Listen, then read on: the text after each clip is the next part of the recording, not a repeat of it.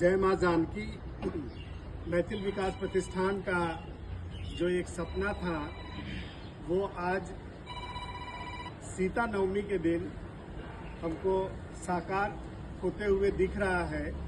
आज हम मिथिला भवन के जो क्षेत्र है उस क्षेत्र में निर्माणाधीन मकान के सामने मां सीता का जन्मोत्सव मना रहे हैं और ये मीरा भाईंदर में खास करके रहने वाले जितने भी मिथिला के वासी हैं उनके लिए बहुत ही शुभ घड़ी है।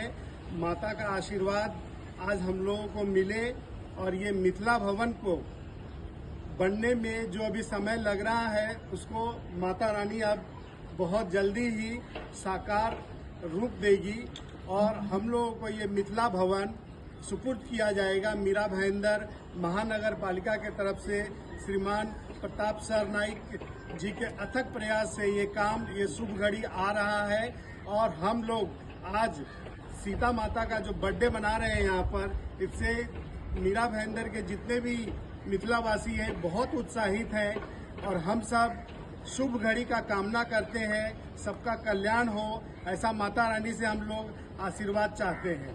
धन्यवाद। जय मां जानकी। जय मां जानकी। जय श्री राम। आई सीता